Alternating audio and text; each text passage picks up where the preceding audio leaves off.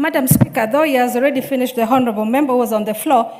As a concerned Kenyan, he has just indicated that Kenya is borrowing some billions every single day. I would like him to tell me today, how did we borrow? Which bank, which institution borrowed us? Because when you are speaking here, we need to tell wananchi the truth, not just lying. You know, that's a story that can burn a country. When you hear your country is borrowing every day, I beseech you to ask him to give me evidence as a Kenyan. How much have we borrowed today? From which institution? Who signed?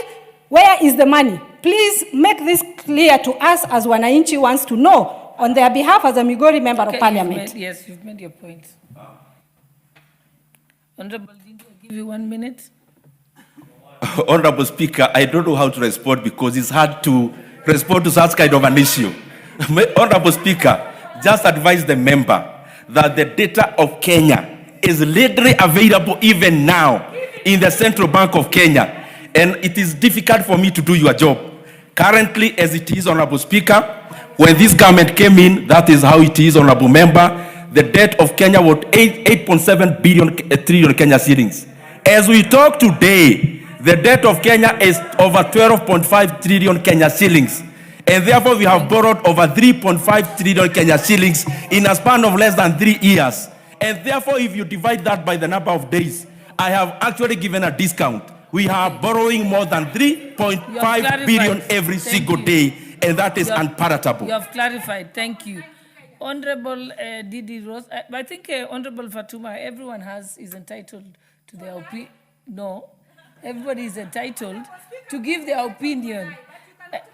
Honorable Rasa, proceed. You're next. You can speak, and you have 10 minutes because you're speaking on behalf of the chairperson of the Committee of Defense and Foreign Relations. Committee of Administration and Internal Security. Thank you very much, Madam Speaker. I'm told actually it's the Chair of Administration and Internal Security. Proceed. Thank you very much, Madam Speaker. Madam Speaker, I want to welcome Honorable Kirwa back to the House, and we thank God for restoring his health, and we hope you will be back on your feet. Madam Speaker, let me thank the President for this very important address he made to the nation from the floor of this House. It is important for us to say the truth as it is.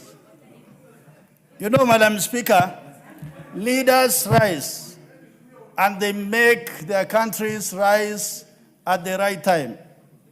We had Kennedy in America who said, by the end of the decade, a man must be on the moon. Then we had Mao Zedong, who removed his country, China, from a peasant economy to a thriving economy. We had Lee Kuan from Singapore, a man who raised his country from a very rudimentary country in terms of the economy to today a first world country. Madam Speaker, Clinton, when he became the president in 1990s, he said the economy is stupid, and he transformed the American economy. So when we try to compare ourselves, borrowing from what Honorable Nyoro said, of comparing ourselves to the growth of the Ugandan economy or the other East African economy, our economies are much bigger, and the growth has to be relative to what is the size. And that is why our economy cannot grow at 7, 8, 9, 10%, if really it can grow at 5%, and it still meets its strategic objective. Madam Speaker, let me talk about a few things the President talked about. The first one is about national security. Today, as Kenyans, we must appreciate this government that today that the guns are silent in the arid and semi-arid lands. Of the 6 counties of North Rift, you will find that there is no fighting. In Turkana, in West Pokot, in Baringo, in Marakwet, in Samburu, in Isiolo, in Marsabit.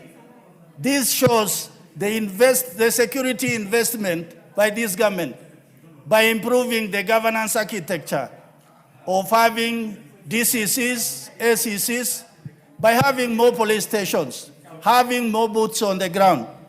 Madam Speaker, this government is on record that today we are recruiting 10,000 policemen.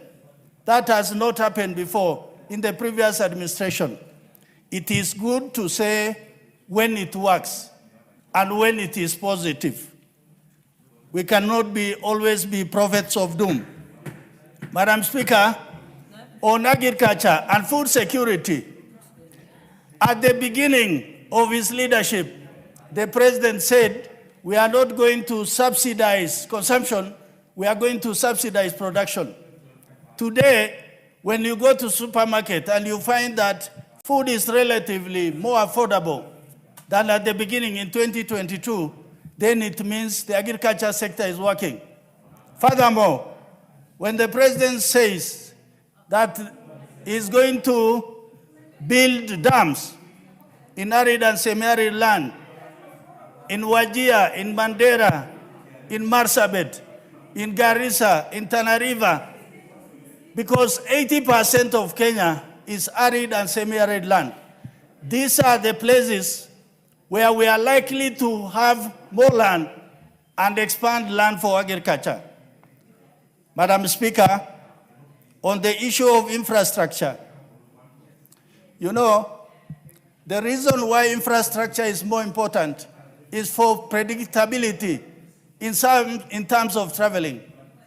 Today, if I leave Marsabit at 8 in the morning, I know by 4 I'll be in Nairobi. That is how infrastructure is so important. Today we talk about the airport in Ethiopia, Addis Ababa. Then here we are saying we don't want to expand our airport at Jomo Kenyatta just because of busybodies saying the government is going to lose jobs and many other things. But what we are saying with this president, that he must be courageous enough to take the bull by the horns. By expanding Jomo Kenyatta Airport, we are the hub of this region. How comes that we are losing business to other countries in the region, much smaller than us? Madam Speaker, what is so important in infrastructure is to have national infrastructure bond. As opposed to expanding the tax bracket, more taxation to Kenyans. If we have a fund that is going to be self-regenerating, then it means we'll be able to construct as many roads as we can without resorting to Kenyans dipping more into their pockets. Madam Speaker, what this country needs is a change in the strategic culture. We must